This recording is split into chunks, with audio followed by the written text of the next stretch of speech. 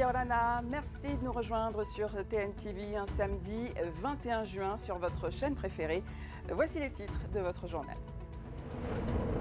La 10e édition du Heiva Tuaro Maohi, tradition et compétition au rendez-vous entre fleurs et pagaies, des rameurs présents pour un Heiva tout en couleur malgré la pluie.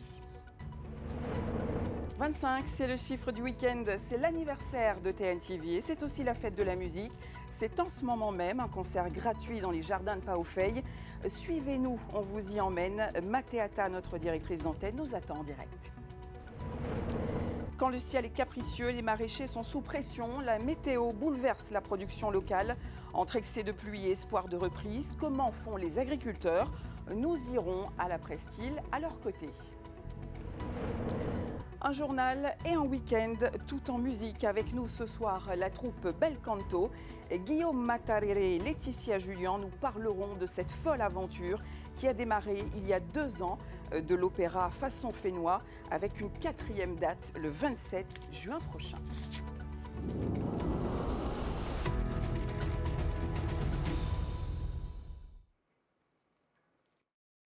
On démarre donc cette édition avec la 10e édition du Heiva Tuaro Maohi et avec les emblématiques régates du Heiva Vaataie. Au total, 13 équipages depuis la Pointe Vénus. Il y avait dans l'air un parfum de compétition, mais surtout un esprit de tradition et de fête plongé au cœur de cette course avec Liora Bounik. Sur place, le déluge, mais des participants motivés à naviguer. Si la météo est changeante, les rameurs ont tous le même objectif, s'amuser. C'est censé être une course entre collègues, entre potes. Donc voilà, on se tire la bourre entre collègues et c'est ça qui est top. On n'a pas vraiment de pression, à part celui de se faire charrier, quoi. Les régates du Heiva Vaataie démarrent enfin et certains n'en sont pas à leur première participation. J'ai participé en 2016, 2017, 2018, 2021, 2022, 2023. L'objectif de la journée, c'est de gagner la journée, mais surtout s'amuser, hein, se faire plaisir avec tout le monde, quoi. Signal de départ, chacun sort les rames et c'est parti pour une course sous un soleil éclatant. Les habitués prennent rapidement les devants. Pour les débutants, le vent donne du fil à retordre. La voile, ça change toute la sensation qu'on a sur la glisse. C'est avec le vent, c'est complètement différent, mais c'est une super expérience. Aujourd'hui, il y a un peu de vent, donc c'était pas facile. On s'est un peu fait percuter par d'autres pirogues, donc faut se remettre en route. Mais ouais, c'est très chouette. Une bonne expérience à réitérer pour les étrangers, une fierté culturelle à transmettre pour les locaux. Non, c'est une superbe journée et c'est un plaisir de faire ce partage-là, surtout qu'elle repart bientôt en métropole. Et donc c'est un moyen encore pour nous de faire connaître en fait notre culture et voilà, de la transmettre, hein, à travers les amis. C'est très important vu que c'est dans notre sang, c'est notre culture et c'est très important que ça perdure en fait. Anna Mouli s'impose sur les régates. Le Heiva Tuaro Maohi se poursuit mi-juillet avec de nouvelles compétitions. Le 12 et le 13, nous aurons les Tuaro Maohi au Parc Veirei et les courses de porteurs de fruits le 14 juillet, avenue Povana à Opa. Effort, rire et partage, retour en images sur les temps forts de la course.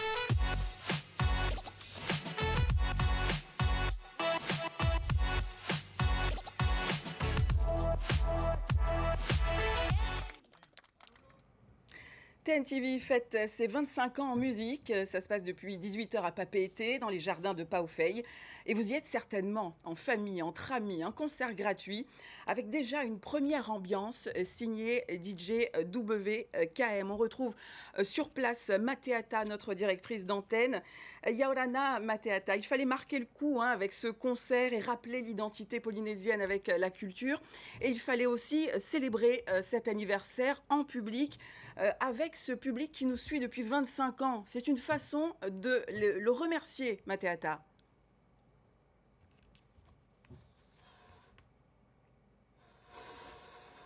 Bonsoir Laurence, je vous entends pas très bien parce qu'ici la musique est à fond et la fête basse en plein.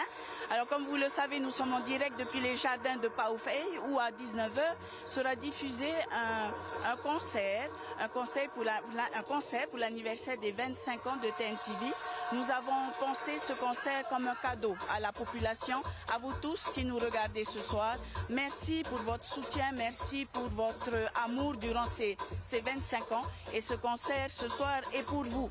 Nous avons voulu également un cadeau qui mette en avant la culture polynésienne, puisque, comme on le sait tous, la culture n'est pas importante à TNTV, elle est essentielle puisqu'elle fait partie de l'ADN de la chaîne. Et en 2000, la chaîne a d'ailleurs été créée dans cet esprit-là. Mettre en avant la culture polynésienne, faire que les Polynésiens puissent se voir tous les jours, puissent s'entendre. Et en ce sens, on peut dire que TNTV a largement réussi sa mission.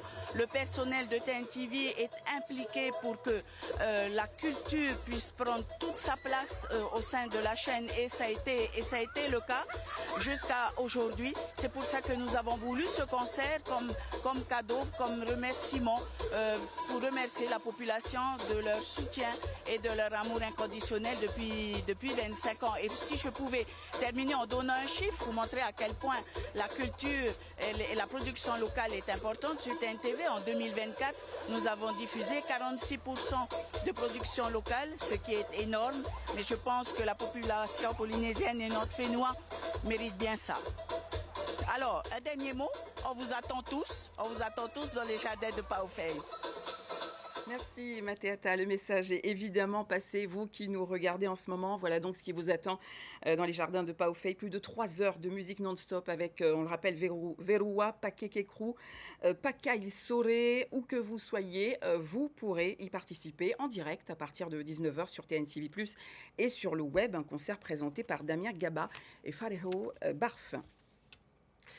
Dans l'actualité, plus de 600 personnes ce samedi au parc Veirei. Souvenez-vous, nous vous en parlions hier, l'événement Avec nos blessés, organisé par l'armée de terre, s'est déroulé à Punaouia. Objectif, témoigner la reconnaissance aux blessés et à leurs familles, récolter également des fonds pour mieux les accompagner au sein d'associations. Un chèque de 947 978 000 francs a pu être repris à l'association a pu être remis à l'association pour le développement des œuvres d'entraide dans l'armée. Un week-end qui aura été mortel sur nos routes avec 2 victimes en moins de 24 heures dans 2 accidents sur la presqu'île. Un quinquagénaire et une fillette de 12 ans ont perdu la vie entre hier et aujourd'hui. À présent, ce congrès organisé pour muscler la commercialisation de la perle de Tahiti à l'étranger. C'est l'initiative d'une société internationale de vente aux enchères. Devant les perliculteurs du Fénois, un nouveau projet, leur proposer des contacts et une expertise. Laure Philibert, Mere Teato. Elle règne dans le secteur de la perliculture depuis plusieurs décennies. La famille Hajar, originaire du Liban, a développé des sociétés et un réseau au Japon. Puis à Hong Kong, l'opérateur privé présentait ce matin un nouveau type d'offre à la 50aine de perliculteurs qui ont répondu présent, à commencer par un carnet d'adresses colossal. À la base, on est des négociants nous-mêmes. Maintenant, qu'est-ce qui nous distingue? C'est le fait qu'on organise des ventes aux enchères. C'est ça qui est la chose la plus importante. La perle de Tahiti, je peux dire que c'est la seule qui peut offrir les couleurs magnifiques. Ce sont les couleurs qui vont vendre les perles à un prix vraiment très élevé. La société travaille déjà avec 25 producteurs locaux. Pour ceux des îles présents en majorité au symposium, malgré une commission de 5% sur le prix de vente, les avantages sont conséquents. La nouvelle génération de perliculteurs, l'objectif, comme il a été dit dans notre réunion d'aujourd'hui, c'est qu'il faut privilégier la qualité. Et si tu privilégies la qualité, automatiquement le prix sera, on va dire, supérieur. Et automatiquement, cette qualité va se refléter dans le travail ici et dans la vente à l'international. Pour certains, les exigences des acheteurs pourraient accélérer la restructuration du secteur. À l'heure actuelle, on ne peut pas avoir une stabilité des prix aussi facilement. En fait.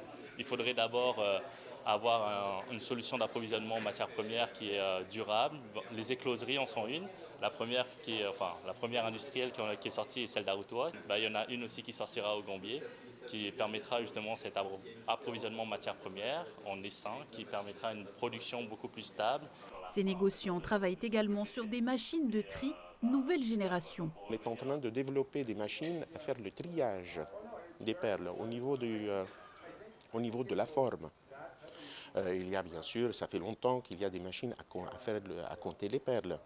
Et en ce qu'il s'agit de l'intelligence artificielle, c'est en fait pour sélectionner les piqûres, les qualités. C'est la même technologie en fait qui est utilisée pour déterminer les qualités par exemple des diamants. Hein, c'est pas quelque chose de nouveau. C'est des sujets aussi que la Polynésie est déjà en train en fait, d'attaquer. Genre l'UPF, en fait, à l'UPF, il y a une recherche en fait, d'un thésard qui est actuellement présent, qui fait sa recherche sur comment en fait, classifier la qualité de la perle en utilisant l'intelligence artificielle et de la reconnaissance d'image. Pour l'heure, difficile de savoir si la société compte travailler avec les opérateurs publics déjà structurés au Fénois. Elle espère ouvrir ses bureaux à Papeete le mois prochain. Où sont passés les légumes? Si vous vous interrogez, sachez que les agriculteurs se posent aussi des questions. Comment faire pour répondre à la demande lorsque le beau temps se fait rare? Et bien sûr, la presqu'île, parole donnée à ces maraîchers qui espèrent relancer leur production. Davidson Bennett. Au bord de la route de Taravao, Vateti alimente ses étals. Ce n'est pas sa seule activité. Cette agricultrice bien connue de la presqu'île est aussi grossiste et doit approvisionner les grandes surfaces en fruits et légumes. Seul hic, les intempéries qui ont frappé le sud de Tahiti ont ravagé une partie de sa production. Pour ça, à un moment donné, on était en rupture de légumes. Les business marchent moins bien parce que les grains sont chers, les tomates et puis les courgettes. La salade aussi, parce que comme nous on plantait sur pleine terre, on n'a pas de serre, donc à chaque fois qu'il pleut, tout abîme et puis c'est vraiment catastrophe. Les agriculteurs en pleine terre redoutent les épisodes pluvieux. Si leur production n'atteint pas les objectifs visés, ils s'efforcent de répondre quand même à la demande. Pour satisfaire les clients, il faut aller chercher un peu sur les amis d'agriculteurs s'ils en ont, parce qu'il y a des fois, eux, ils ne donnent pas parce qu'ils satisfaire leurs clients aussi, c'est normal. Depuis une semaine, le soleil est enfin de retour, redonnant espoir aux cultivateurs. Ça fait une semaine que le beau temps est revenu, donc les légumes ils reviennent aussi petit à petit, mais pas autant. Mais on est toujours en rupture de légumes aussi. Alors d'ici dans 2 semaines, on va récolter. Voilà. Bon, moi, je crois que ça va être très très bon là pour ce fin juillet. Si le beau temps se maintient sur les hauteurs de Taravao, les maraîchers pourront augmenter la production et approvisionner plus facilement les marchés de Tahiti et de Moorea en produits locaux. Il faudra toutefois attendre encore un bon mois pour espérer des récoltes vraiment abondantes. À présent, cette information pratique, pas de circulation possible demain sur le front de mer à Papeete. La ville organise sa 23e journée de détente. Thème de cet événement, la santé avec différents ateliers. Le front de mer est à vous, en basket, en roller, en skate. Vous voyez les horaires de 12h à 18h, front de mer fermé de 13h à 18h. Vous avez certainement vu passer cette affiche. Si vous n'avez pas encore entendu le dernier chant de la Bounty, eh bien, il n'est pas trop tard. La troupe Bel Canto vous offre une 4e date à la maison James Normal Hall à Arouet. Guillaume Matarere, Laetitia Julien, Yaorana, merci d'avoir accepté l'invitation de TNTV. Alors, cette affiche en dit long sur le succès de la troupe. Vous étiez parti sur 2 dates au départ. Oui, c'est bien ça. Donc en avril, on avait prévu 2 dates et il y a eu tellement d'engouement, le public, on a reçu beaucoup de retours positifs du public. Donc on a proposé une 3e soirée et pareil, on a eu de très bons retours et une demande pour une 4e soirée. Donc on la présente le 27 juin à la maison James Norman Hall. Alors avec le dernier chant de la Bounty, on touche quand même, il faut le dire, à un thème sensible. Cela nous ramène à cette époque de mutinerie, à l'exploitation des femmes. Quel est votre regard sur cette mise en scène ? L'histoire de la Bounty, c'est quand même notre histoire aussi. Ça fait partie de notre histoire. Il faut savoir que on connaît la Bounty à travers les films qui ont été réalisés. Et nous, on s'est vraiment plongé. Moi-même déjà, je ne connaissais pas trop l'histoire. Et là, du coup, de savoir qu'il y a eu quand même un côté assez sombre dans cette histoire. On parle de pirates, que nos vahinés ont été traités, je pense, pas comme il faut.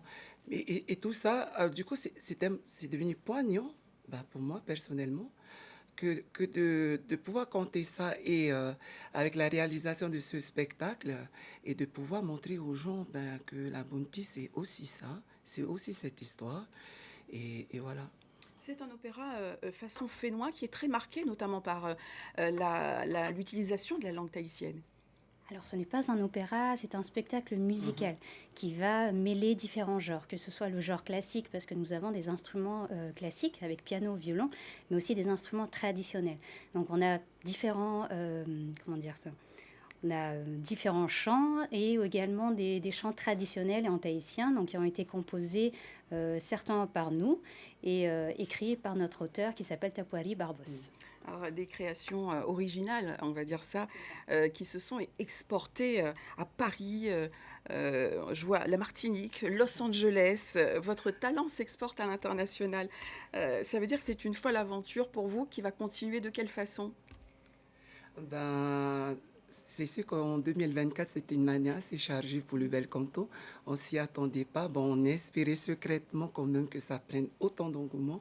La suite de l'histoire, finir déjà cette 4e représentation. Et ensuite, on a le festival Taste of Tahiti qui va se passer en Californie, à Temecula, où une partie du groupe est invitée. Et ensuite, on prépare une petite tournée en France. Alors c'est toujours mieux de voir de quoi on parle, hein, vous serez d'accord avec moi, pour les téléspectateurs. Voici un extrait de ce spectacle musical et on se retrouve après. Que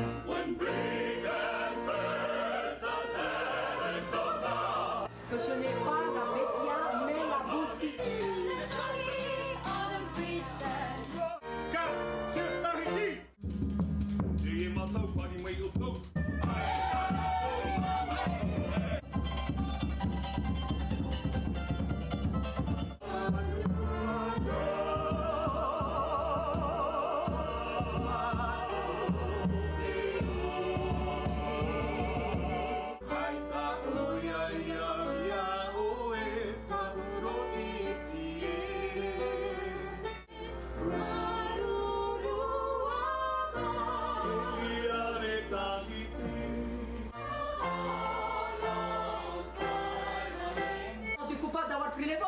mais si dans les chiens je le crois.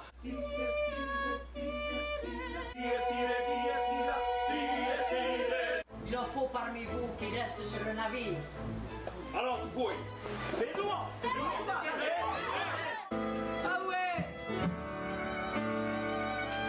Poète mon camarino tu peux.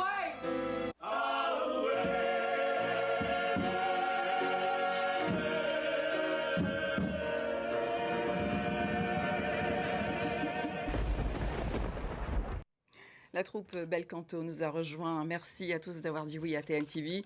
Le plateau est à vous dans quelques instants. D'abord, rappelez cette 4e représentation le 27 juin à 18h30 à la maison James Norman Hall à Arouet. Et ce ne sera peut-être pas la dernière, c'est en tout cas ce qu'on vous souhaite. Rappelons également le concert des 25 ans de TNTV à 19h depuis les jardins de Paufey en direct sur TNTV+, et sur le web. Bonne fête de la musique à tous et très belle soirée sur TNTV.